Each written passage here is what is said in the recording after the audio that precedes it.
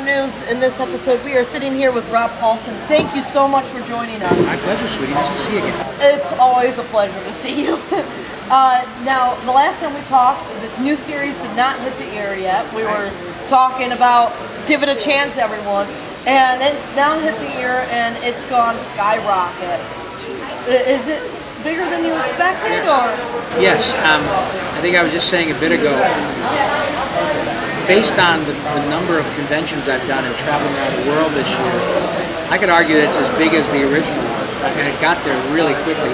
Obviously, Ninja Turtles was in the consciousness of the world already, but this new version of the show, thanks to Ciro Nieli and Brandon and Peter Hastings and the folks at Viacom, is really, really good, and it's, I believe, solely because the people who are making it, who have control of it, grew up watching the original show, and they're like you, they're turtle fanatics, and most importantly, they have a deep love and respect for the franchise, and most importantly, the fan base.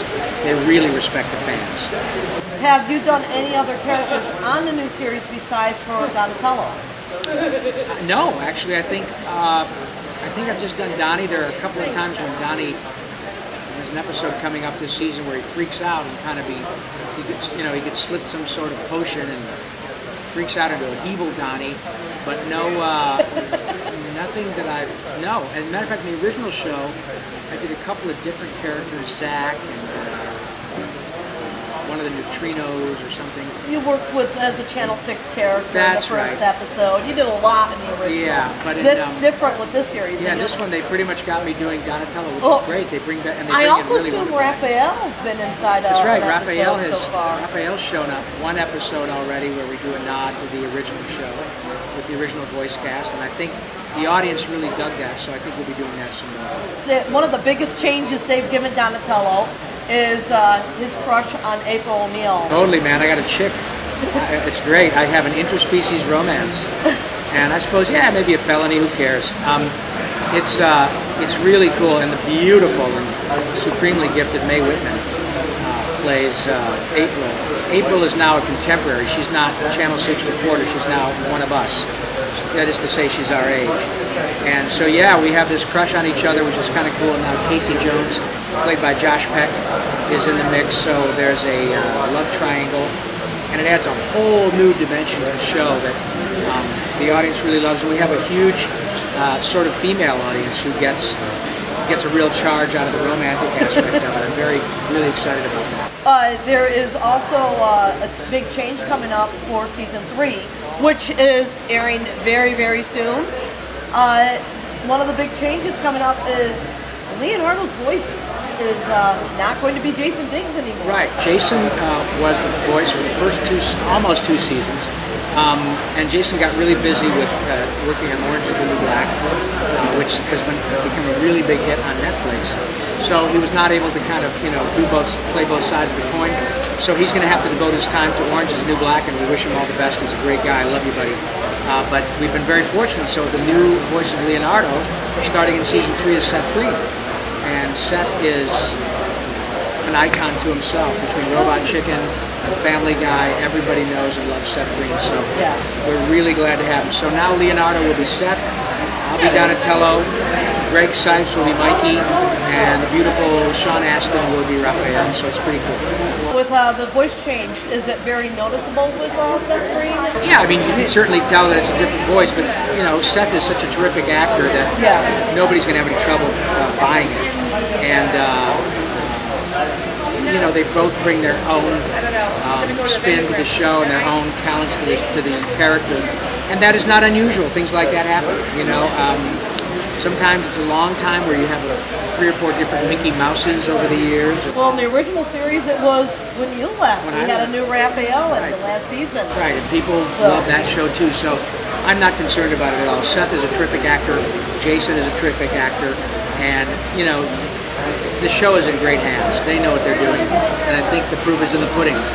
They're not going to do something that's going to screw up the show. These folks, Brandon and Ciro and Viacom, know what they're doing. 2 seasons under the belt and done, and we've all seen. Do you have any favorite episodes out of those seasons? Golly, I think the episode where I, for the first moment, saw April O'Neil, and I was just like, oh my God, she's the most beautiful thing I've ever seen. I love that. I love that Donnie, they always have these hearts. Start out, you know, eyes, little drool. I think the first time I saw how beautiful April was, that's my favorite episode. So the very first episode. Yeah. The very first episode. That's cool. That it definitely took a lot of fans by surprise on how the series has gone. It's really brought out more mutants. Yeah. In the show. Oh, freaky ones. I mean, I love the Rat King, played by Jeffrey Combs, who is a phenomenal actor. And a very nice guy. Very nice guy. And having Christian and Clancy, and we have Robert Englund coming out, who is Freddy Krueger. He's going to be in the show. Roseanne Barr plays Krang Crime, and we have Gilbert Gottfried is now coming on the show. Great actors coming out. It's pretty wild. Oh, so many names from our childhood and other movies and stuff. Now there seems to be a very big horror twist with the series. What do you think of the horror twist going on? I like it. I like the fact that it's not just for little kids. I think that it's watchable for little kids, but there's no question that there has to be a little bit of a disclaimer sometimes. Some of the shows get pretty intense, and it is certainly still geared around to be a kid show, but it's not necessarily for like 5-year-olds. Although the turtles can be appealing to them, there are some pretty intense scenes with some gnarly bad guys. A lot of fans had a lot to say about like the Pizza Face episode. Yeah. Because some people are like, I just can't watch that episode. It's pretty creepy. Is there anything you'd like to say about the third season to the fans who are about to watch it? Hold on to your horses, man. The stuff that we've been working on is going to freak you out. We were doing some post-production work the other day on a couple of things that were revealed at Comic-Con, and I'm telling you, my jaw was hitting the floor. The visuals are unbelievable. So as they say, you ain't seen nothing yet. It's really intense. You will love Seth Green, but even over and above that, you will love the visuals of the characters they put together. It's freaky, so please stay tuned. Do you have any upcoming events where fans can come to meet you or see you live? Yes, I'm going to be with the original voice cast of the Teenage Mutant Ninja Turtles. We're going to be at Rose City Comic Con in Portland, Oregon, September 19th and 20th. 2 weeks from now, 19th, 20th, and 21st, we're going to be at the Rose City Comic Con. That's going to be Townsend Coleman, who is Michelangelo, Cam Clark, who is Leonardo, yours truly, who is Raphael, Larry Gordon is Donatello, and Renee Jacobs, who was April O'Neil, the original voice cast. Your Childhood is going to be live at the Rose City Comic Con in Portland, Oregon, 2 weeks, 19th, 20th, and 21st of September. That sounds like a lot of fun. Yeah. If you're in the area, don't miss it. It's an honor to meet you guys. Thank you, sweetie. Come and see us. We get a Booyakasha on the camera. We can get a turtle power for the older turtle fans. Booyakasha from Donatello. So there you go.